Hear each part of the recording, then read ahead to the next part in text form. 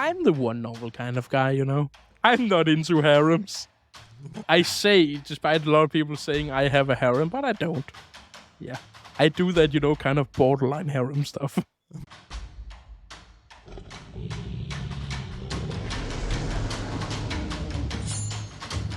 This is the LitRPG podcast, your one-stop shop for everything LitRPG, progression fantasy, and Royal Road.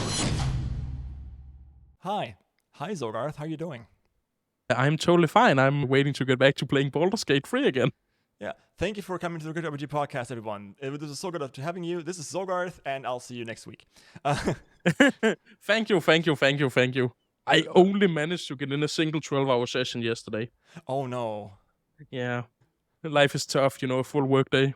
How do you balance this, like playing video games and then also writing? Primarily through playing video games the entire day, then suddenly realizing, oh shit, the day's nearly over, and then panic writing for a few hours. And then trying to get the chapter done, and then you're like, wait, I'm not done yet, and I'm too tired. So what you then do is, you know, you take your alarm clock, right? And then you say just like, oh yeah, 8 hours, that sounds good. How about we clock that stuff down a few hours, and then we can get some more writing done in the morning. Like in that Shen Comics clip, where he's like sliding in the brick with video games in where sleep went. Yeah, exactly. You're like, we can balance this better. We don't need that much sleep. You can multitask, get an energy drink. That should count as an hour's sleep, right? Oh yeah. Oh my god. That's how biology in the human body works. See, and I think this is the reason why so many LitRPG authors are that young, because the old ones already all died. Yeah.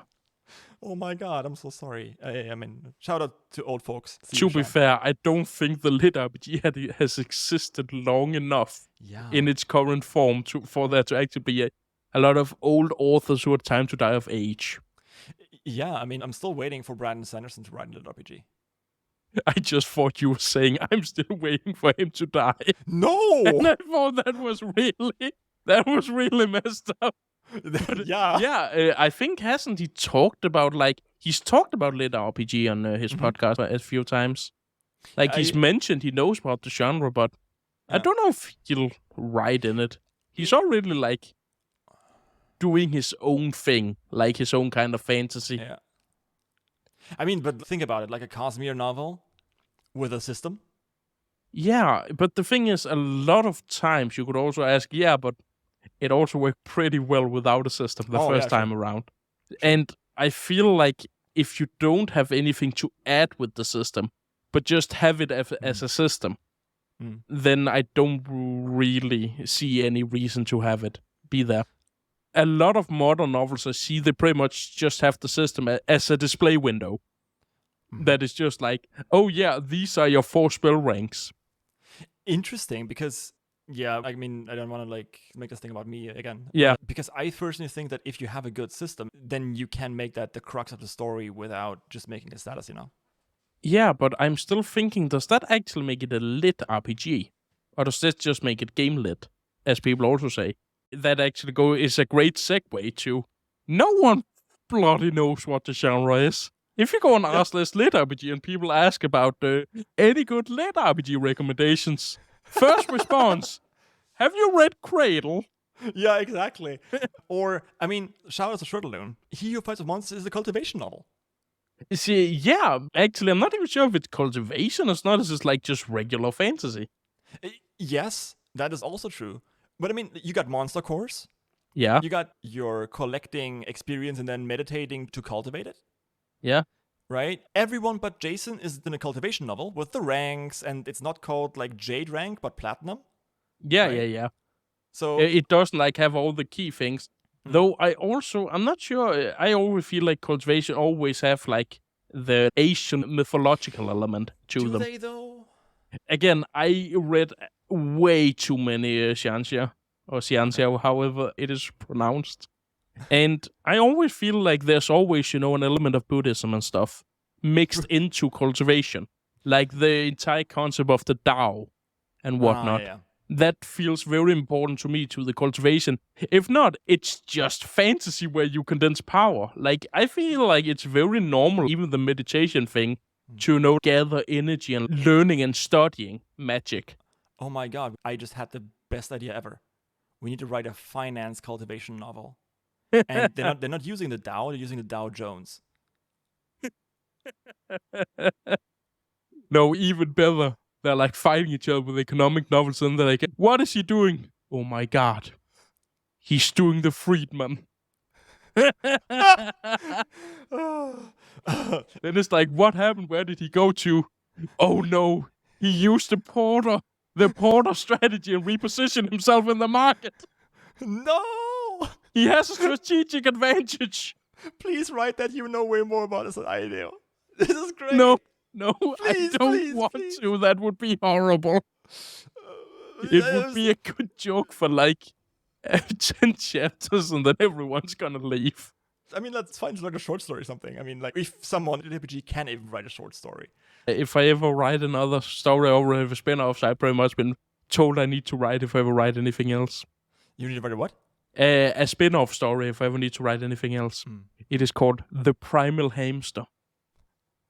It is the exact same as the Primal Hunter, except the main character switch out for an overpowered hamster that's going like Monty Python, like the rabbit from that, just going around slaughtering people, being the most overpowered creature in the world.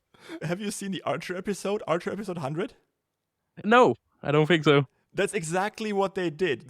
The first episode, 1-to-1, they just exchanged Archer for a Velociraptor. That's... And he's talking in these Velociraptor noises, and everyone just like talks as though they understand him because they didn't change anything else. It is hilarious as fuck. Yeah, that just sounds like an entirely normal novel. Or like an entirely normal episode if that happens. Yeah, absolutely. Yeah, please do. I very badly added your main character to my novel as a kind of cameo, I guess. It's basically a guy in a green cloak with glowing eyes, and he shoots snakes from his bow. Like, yeah, that is very normal. It happens all the time. Yes, exactly. Okay. I feel like there's also a lot of people that have, a sack from Defiance of the Fall, which is like just a big guy swinging around a big axe and with a dumb name. I mean, yeah, no, it's fine. But they come to speak of it. How did you start writing Primal Hunter? Like, was it your love of hamsters or? No, it was just, I've been reading a lot of LitRPG at the time. My pipeline to the entire LitRPG was, I started out reading Japanese manga, watching anime. Then I was like, no, I need to go deeper. Then I began to read the light novels. Then I was like, this is not enough. And then I began to read the Xianxia, the translated novel, and I'm like, I need more Asian literature. So I began to read the Korean novels. And then it was like, these translations, they're getting to me. But then I discovered, oh wait, there are also original English ones. Oh. So then I found the Royal Road. Well, I found a few other websites first, but then the Royal Road, where I began to read Arcane Emperor, one of the classics of the LitRPG. Mm-hmm. It's been on like hiatus for years now. Oh. But yeah, and then I began to read all the other big ones, and I really enjoyed them. And then from there, this is the thing, I'm from Denmark, right? Denmark doesn't have Amazon is really small in Denmark. You can't buy here. They don't really ship things. You have to pay $25 shipping if you buy a single book. Mm-hmm. Like, if I buy a book, if I pay per book, it costs as much in shipping as it costs for the actual book. Mm-hmm. But they also don't have things like Kindle Unlimited. They don't? You can't subscribe to it. It's not available in my country. So I didn't know anything about Amazon. So let me say like this. I've never read a single book on Kindle. What? Okay, I mean, that's legit. Yeah. What's funny about this, I checked the Royal Road traffic stats this morning. Yeah. As part of research. Did you know that 35.8% of all Royal Road readers, that's 15 million, are from the US? But did you know 3.5% are from Denmark? Yeah, I know that there's a lot of Danes. Yeah. It's also because we have a lot of disposable free time. Oh, yeah, it's true. Yeah, not to talk about, but the strong unions doing their job. That's good. I mean, you were a manager, so probably not good for you, but let's talk about the revolution after the podcast. Exactly. in the bonus material, which you can subscribe to. Support the writer strike, support the actor strike. Yes, absolutely. So please first support your writers and support your actors, because the writers are going to strike next if they keep doing this bullshit with the AI. And do we have a union? I think it's very hard to have a union, considering I think most of the authors are not even from the US. And also, like, you don't need anyone else. Yeah, like, there is, like, a union. There is that, like, sci-fi fantasy union. I can't quite remember the name. But that's literally called the North American something. And it's only for Americans. There's not really any international ones. But yeah, to get, like, back to how I began to write, I was, like, just, reading a lot of stuff, and then meanwhile playing a mega modded Skyrim, because of course you do. Like, that's what you're supposed to. And I remember I had just been reading Defiance of the Fall. I've been reading Hellfire's Monsters, Azarinth, Randidly, Ghosthound, all of the big ones. And I remember I was sitting there playing Skyrim. I was walking around, sneaking around, and of course I was playing the best build, Stealth Archer. It's the only build in the game. and I remember shooting, and I thought, that's weird. Why does none of them use a bow? And that was my great epiphany. I just write the same cookie cutter stuff as everyone else, but I have a bow, and that makes me different. You're so self-deprecating. It's so sad, but it's also so funny. Yeah, and that's how I got started. And then, of course, it took years before I actually probably wrote anything from there. Okay, so you read Azarinth before you started writing? Well, I read some of it. Azarinth is a really old one. Didn't the first book come out like... I read it on Raw Road. Yeah, but... Oh. It began posting over 5 years ago. Oh. Again, remember, I don't do Amazon. Yeah. All of the stories I'm talking about, like Randidly, Ghosthound, Defiance, all of them are Raw Road. That's cool. Yeah, so like that's how I got to know them. Something like Randidly, that began posting how many, like 8 years ago or something. It's a really old story. Yeah, I'm just taking only like between 6 and 7 years ago. Yeah, cool. And of course I began planning my system and stuff, but at the time I was still studying and waiting to break into the job market. And then when I got done studying, I did what most people do when they are done with their education. I was unemployed, the standard. So I was on, government benefits while searching a bunch of jobs. And I think a lot of young people can relate if they like don't have any of those degrees where you instantly get a job. Not having a job is really, I didn't like right away. It took me half a year before I got a proper job. But not having a job is really, really exhausting. It's kind of weird. Yes. And it feels like, I think the worst part is you send out applications every single day. You feel like you did something, but you never get anything out of it. You get a bunch of response that is like, hey, we chose another candidate. No thanks, we're not interested. Or the most usual response, goddamn silence. Your nose looked weird on the photo, yeah. Yeah, so you're just, well, they don't really say that. They just ignore your email. Yeah. But so you're just sitting there and you get up every single day and you go to bed and you feel like nothing is really happening. It's the same shit in and out all the time. And then I began to, I feel like I need to do something every day. So that's when I really began to write the novel. I was like, all right, if I like write a chapter every day or like just at least half a chapter, then I feel like, hey, when I go to bed that night, at least I did something that feels productive. Like I made something. And it has to be clear, at the time, I didn't plan on actually ever posting it online. It was never the plan. It was like to relieve stress and like to feel like I did something. Because I read it and I thought, oh yeah, this is the worst. I thought it was horrible what I wrote. And I remember like catching up to chats with the others. I was like, yeah, this is so much better. But I still kept writing because I thought it was fun and I enjoyed it. Then I ended up getting a job and then I just kept writing like as I was working there. Oh, that's so cool. And a bunch of other novels came out during the times I was like, oh yeah, I can integrate stuff from that. That's fun. And then, And then I first was like, the employment is like you're employed like temporary. So I was employed 2 times 3 months. And then after a bunch of stuff, and then COVID hit and all of that stuff, making it all the more complicated. But yeah, pretty much. And then I was permanently employed. And then I got a bit promotion at work, which was pretty much like, hey, now it's like, hey, I'm actually like staying here for good. And the exact same day I got that promotion, it was like, first of all, really funny day. I got my promotion. I went into my boss's office. We were like, because we had some floating like seats, because people came and went in the company a lot. They was in the construction business. Oh no. Yeah, no, not because they got fired. Like they were in other countries and out on work sites and stuff. Okay. So I had just one of the temporary, but they were like, yeah, so we will order the chair desk, for my office space. And it was like, great. And then 2 hours after we ordered my new desk and the chair, the Prime Minister of Denmark said, all right, everyone, send your employees home again. COVID is back. Oh, no. So I went home again. But that evening when I got home, I was like, all right, I have a real job now. I won't have as much time to write my novel anymore. So I decided, you know what? I'm just going to throw it on Railroad. I'm going to do a quick edit of the first chapter, and then I'm going to throw it on there. Without grumbling, without anything. It was horrible. So I threw it on there. I was like, great. And then I began to just every day after work, I would edit the chapter I had, and then I would throw it up there. Oh, cool. Because I felt like I always, had in the back of my mind, hey, if it ever turned into something, that would be cool. But I never expected anything because I know you are gambling. It is pure gambling. So I threw it up there. And then I think I got 7 followers my first day. After a week, I had 70 followers. By the way, these days, people get 1,000 for 4,000 followers within a week. On Railroad. I had a slow and steady growth. Slowly went up.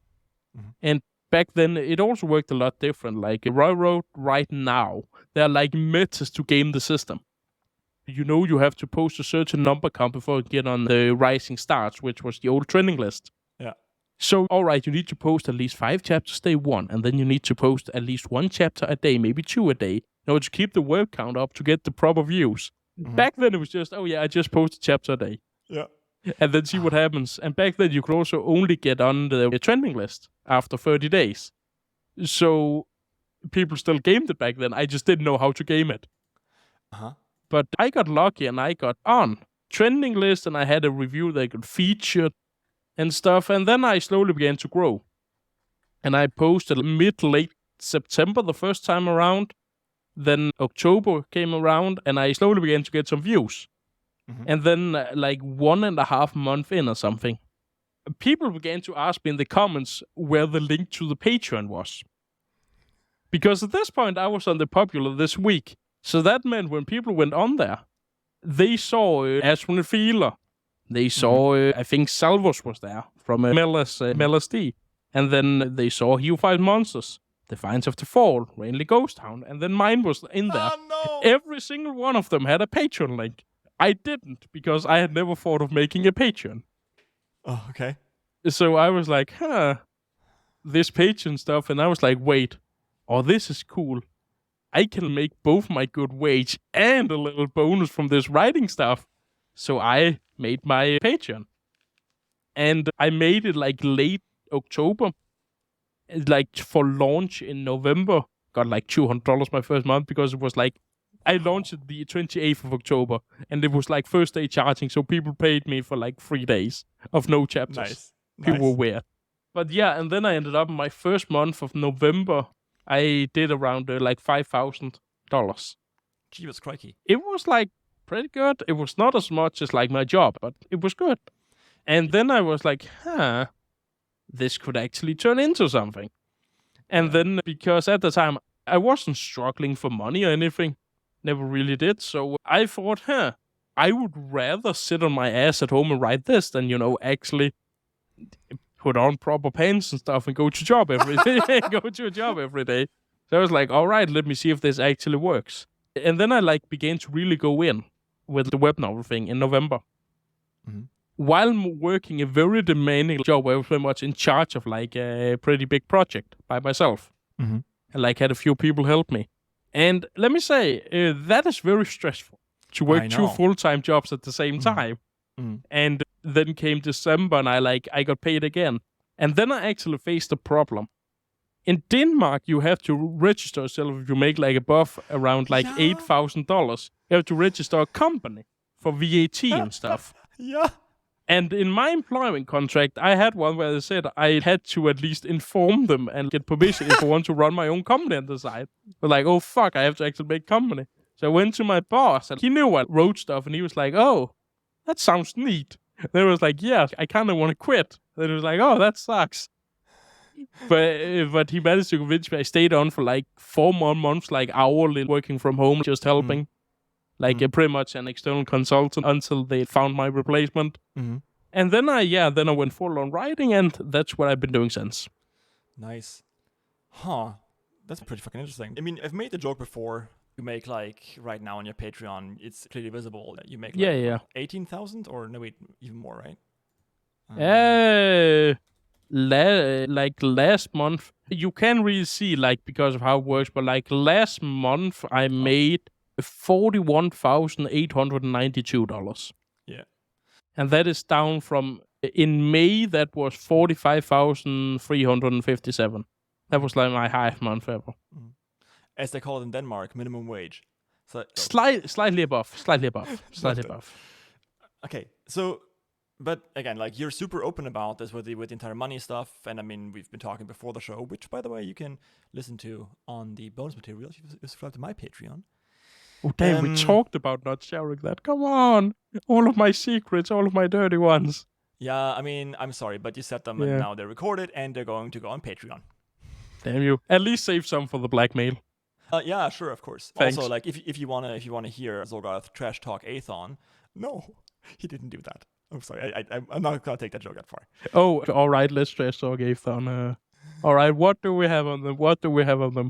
I think the logo is basic AF. oh, Red, please forgive me, please. Yeah. Oh. Is this the point where I say all authors' opinions are their own and I'm not familiar with any of them? Sure. Good. Though the question was actually, is there a particular reason why you're so open with all of this? Because I know, for example, other people aren't. First of all, because I don't really see any reason not to be open about it. I know a lot of authors, like I won't name who it was, but I know one author who does really well. Like it does really well, like 7 figures a year now. And when he had a few years where he worked, let's just say like shit jobs, let's just cut anything. And he was, just going by, and then he hit it big with when he began writing. And it's amazing how many old friends and family members that haven't talked to you in years suddenly want to reach out and get along well with you. And he said that he had that problem. Yeah. And I remember that was when he began hiding how when he stopped talking about with the friends and stuff how much he actually made. He was never really that open, I think, about how much he made on Amazon stuff. But I think his friends knew. Yeah. Do you know S1 Gold? Yeah. I play World of Warcraft for 15 years. It's hard not to. Yeah, I did too. Oh my god. So there's this one clip of his that is very popular, where one of his friends comes in and he hangs out in his stream and tells stories about him. And he says that they only realized how much money he made when they went to a gas station and they bought a bag of chips. And he said, no, don't worry, I got it. Then they were like, oh shit, man, you're a millionaire now. Oh shit, yeah, I haven't reached the stage yet. Yeah, no, we're talking about it. Minimum wage, it's fine. You don't need to Yeah. You know how expensive chips are in Denmark. We got 25% VAT on every product. Can barely afford it. Okay, going back to writing. So if I'm a new author, right? I'm going out. I did research, but you said it yourself. You were, in crucial ways, very lucky and then clever enough to act on it, right? Yeah. But if you're a regular author, or how much money do you make off of Amazon, for example? Can you talk about that stuff? Yeah, I make more off Amazon a month than I make off Patreon. But to just, of course, with royalties and how the deal is made, it can be hard to know. But if we just go by the first quarter this year, quarter one, January, February, March, where I didn't have an audiobook come out, but there I made just around 230,000 from Amazon. That's a lot of money. Yeah, it's good. In euros, right? Dollars. Okay. Dollars. Everything's in dollars. I've just gotten used to always talking in dollars because it's what people understand. Yeah, money talks. English. No, it's also that if I say like euros, then people have to like go on Google and figure out how much is a euro to a dollar. I don't understand how I'm going to pay anything with euros. Aren't those Greek things? They technically also are the Greek things. They abolished the oldest currency of the world for the euro. Yes. Meanwhile, Denmark was like, no, we keep the Danish krone. And we're like, but the Danish krone is like only 5 million people. Like, you can't sustain the currency as a small country. We were like, no, we want to keep it. They were like, all right, how about this? What if we just say that the Danish krone 100% follows the euro, and one Danish krone is always 7.455. Always. No matter what. It 100% follows the euro. We're like, but it'll still be called the Danish krone, right? And we're like, yeah. Yeah, sure. All right, that's fine then, all right? We won. We don't have the euro. We call it something else. But we pretty much do have the euro, yes. But there's a lot of, like, Amazon is where the real money is at, if you can say that. Mm. And, like, from there, most of the money, like, for someone like me, most of the money is in Kindle Unlimited. Mm-hmm. The KENP, page reads. Mm. Where you're like, for those that don't know, you get paid for every page that is read. So for mine, when I put out, like, 200k books, that means I tend to get paid more from, like, someone just reading the full book in Kindle Unlimited than someone buying the actual Kindle book outright. While for a smaller book, like a more regular sized, that you normally find, they do get more if you like just buy the Kindle version over reading on Kindle Unlimited. Yeah. Also because the Kindle book in traditional publishing is like $7, $8, maybe $9, whereas for ours it's like $2.99 or something. Yeah, I think it's like $4.99 they start with, and then there's sales. And then I think like publisher like increases it, like whenever books come out. Yeah, that's true. Yeah. Yeah. Pretty interesting. Cool. All right.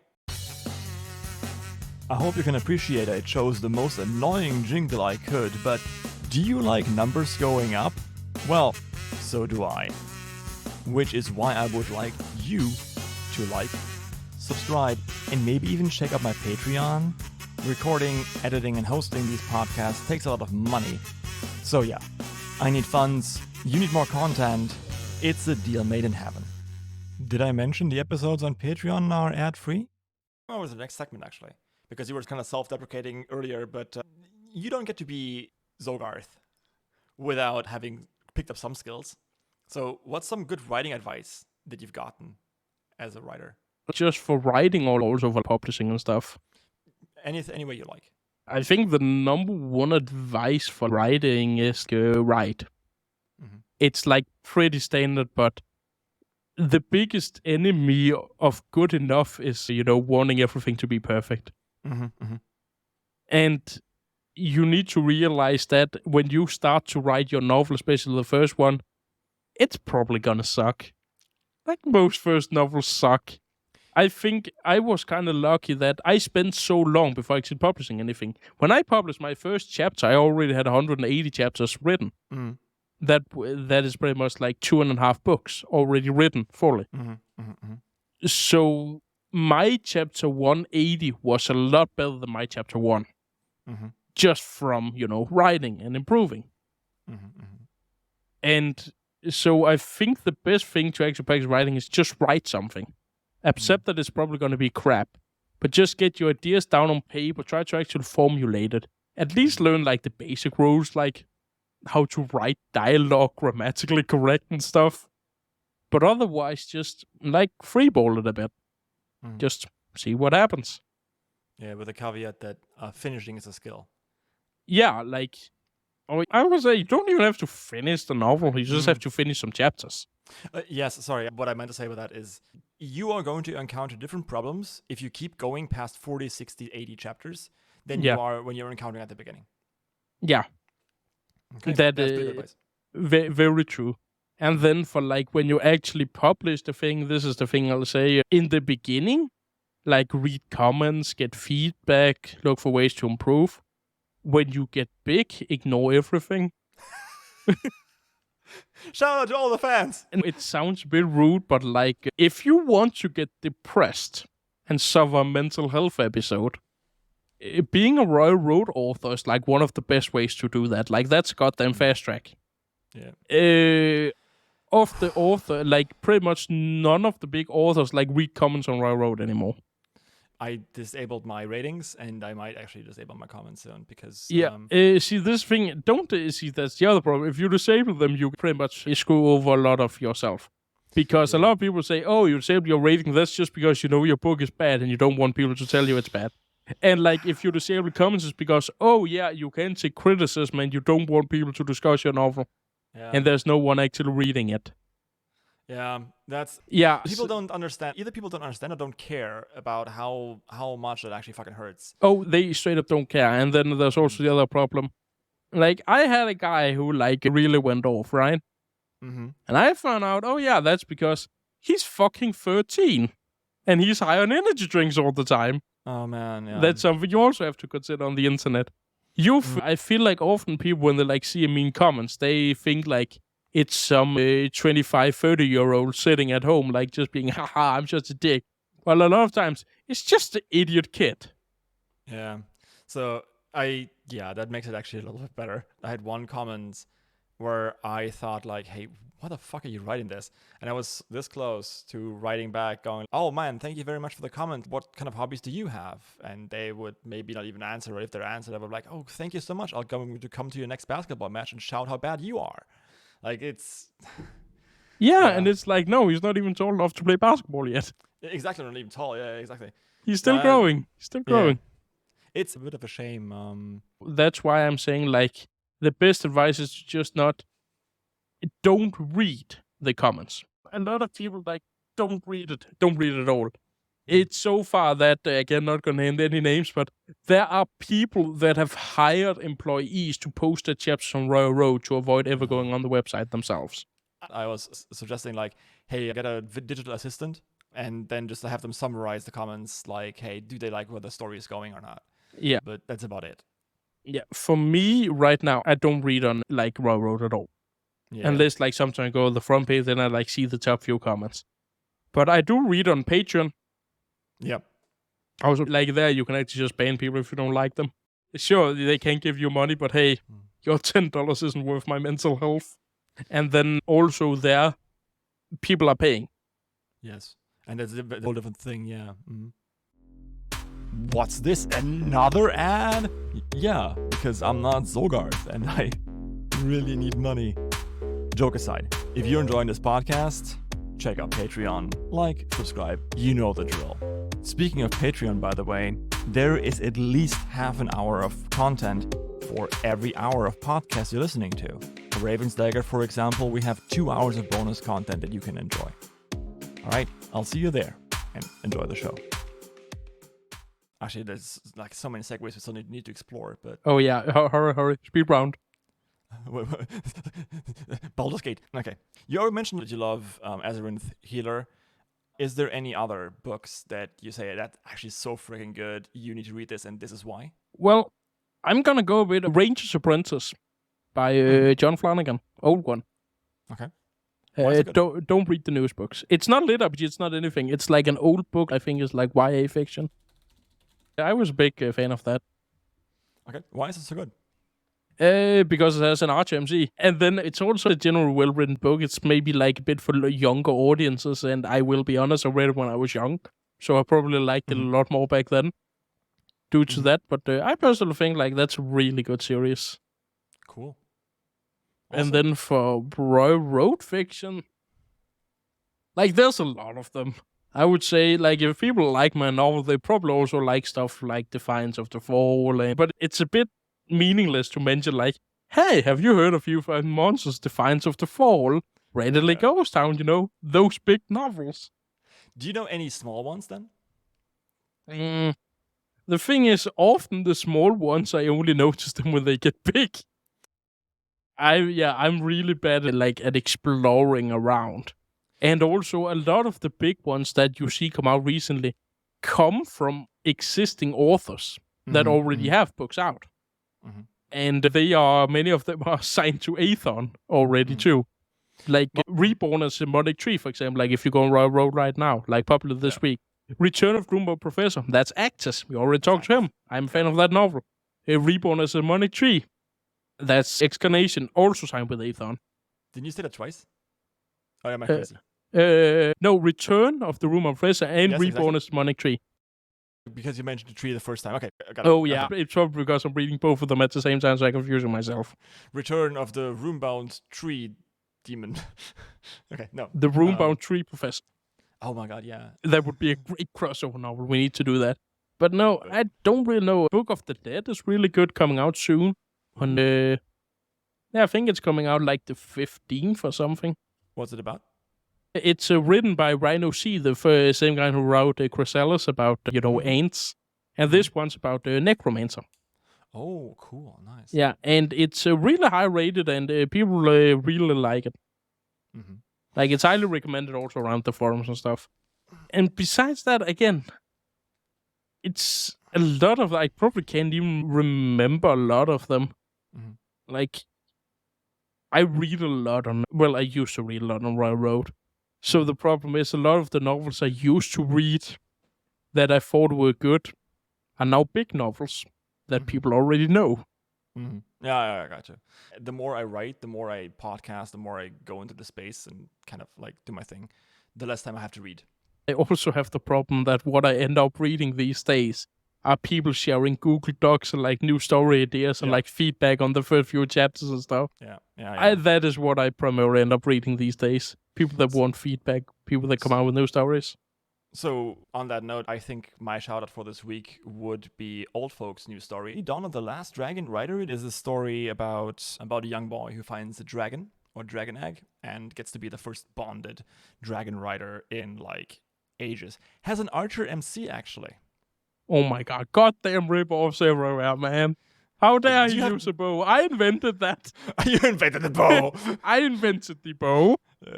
But actually, I'm so excited to shout it out because it really showcases just how far Sean has come. And it's a really good story. You can definitely see how good it is and how fast he improves. I highly recommend it. Any book with an RGMC is worth checking out. That's a good rule of thumb. There you go. It has cute dragons. It has a really cool skill system. Yeah, none of that really matters. He has a bow, right? He has a bow. Yes. Yeah. All the other stuff, that's just fluff to like promote the awesomeness of the bow. Exactly. Actually, like he does really cool shit because he has limited arrows. So that's one caveat that he has with the story where he tries to make it interesting. So there's 15 orcs, but he only has 10 arrows. So what's he going to do, right? Yeah. That's fun stuff. All right. Oh my god, Zogarth, you were on my podcast for 1 hour and 50 minutes. Yeah. Not the first time. Business meetings can sometimes last up to 8 hours. That's fine. Yeah, but... Next question. Come on, speed round. We're done. Oh. Wait. You said there were a bunch more, and then you had like one question. Surprise. No, actually, yeah, we're done. If you want to, you can stay after the show for a little bit. We can talk about 10 minutes or something. Wait, you forgot to ask, what is the one thing you learned while writing that you would love to go back and improve on in older works? I asked that. Oh, I just forgot. Actually, or did I dream that? No. I think we maybe like did it in a roundabout way. Yeah. So what was it? I don't know. I think we talk about if you write more, then you just get better, and then you you could go back and find mistakes. Yeah. That was the advice question, and we actually did skip the. What would you go back? What would you go back to? Right now, I probably wouldn't go back and change anything, but that's because I feel like often what ends up happening is that when you go back and change stuff and try to improve, it can go a lot of ways. It's actually not really a tangent, but a bit of when you start out on a side like Royal Road, that's a good litmus test for how the book will do.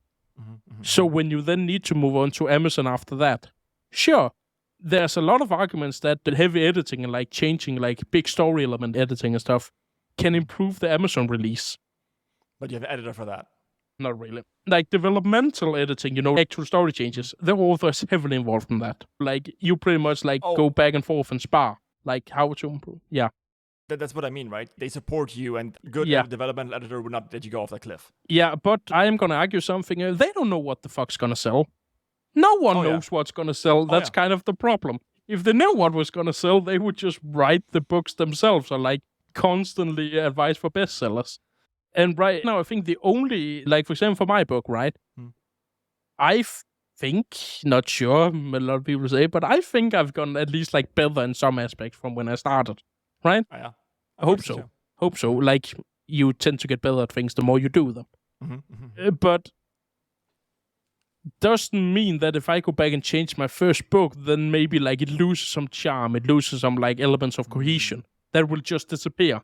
And I think the problem with the developmental editor that it may be that it becomes a better novel from an objective standpoint, but it could also make it worse. Yeah. Like the kind of worse that people are like, well, I can't put my finger on it, but I think it's worse now. Yeah, the uncanny valley. Yeah.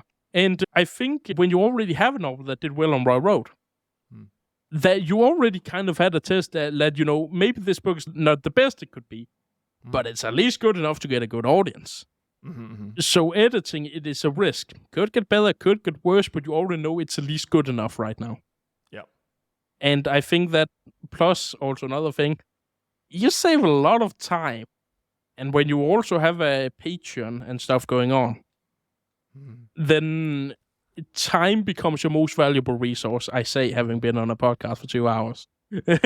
Talking about a lot of this is completely worth your time. All my 5 listeners will love this. I'm kidding. I love you guys. Yeah. There's at least 50 of them. We are dozens. We are dozens, I tell you. No. Actually, yeah. If you're here for the first time, and if you've been listening to Zogarth and I talk for all this time, go check out my other podcasts. I also have pretty cool guests. I think by this time, this is released, there's Honor Ray is going to be on there, Void Herald, Miles English, the guy who wrote Boxed and Isekai.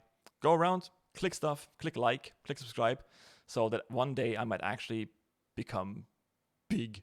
No, definitely check out Void Herald. He writes so goddamn many novels. You're bound to find one you like. Yes. Yeah. Next week, I'm going to have a wonderful recording with Ravensdagger, who I think is just an electric typewriter trapped in a human body. Jesus Christ. Yeah. Like, Ravensdagger is like, I have no issues like writing 6 novels at once, but the publishing gets so hard. Like, the fuck? Yeah. I'm the one novel kind of guy, And that's perfectly legit. I'm not into harems. Not into harems. I'm a mono novel. It's the tagline of the story, like, Zogarth, I'm not into harems. Okay. I say, despite a lot of people saying I have a harem, but I don't. Yeah, there you go. Yeah. I do that, kind of borderline harem stuff. Yeah. Cool. Thank you so much. My face is hurting because of all the laughing we did. So that was cool. Yeah, my voice is hurting because of all the talking we did. Yeah, hopefully you did more than I did. So. Yeah. Cool. I think I did. I tend to ramble. Yeah, which is nice. It was good for me as a podcaster. All right, thank you so much. Yeah. And I'll see you guys next time. Also, please do check out my Patreon because there will be bonus material. This is now recording 1 hour 55. So if this thing that you're listening to is less than 1 hour 55, many interesting tidbits and Zogarth completely popping off will going to be on the Patreon. Yeah, and go read my book, buy my books. I just bought a house. I need money help. Yes. Zogarth just bought a house. Yes, I just bought a house. Please, yes. I need money. Help me. Yes. I don't actually need money. I just want them. So this has been the ever charming and very, down-to-earth Zogarth. Yeah, I'm the most chill guy you'll ever meet. Sure. You can find it on the board. I'm also the most humble person you'll ever meet. I would actually claim I am the best at being humble out of everyone. Absolutely. I stopped being humble because I just can't be everything at once. Yeah. It is hard. It is hard to be. It's a curse, really. All right. Yes. Go visit Zogarth's Patreon. Actually, do read his books. Pretty cool dude. Thank you, I'll probably check out at least the Amazon stuff. Yeah, I'm going to put a link to the Amazon stuff below the video. If you haven't read Primal Hunter yet, it is a household staple. Go and read it. I'll see you next time. Bye.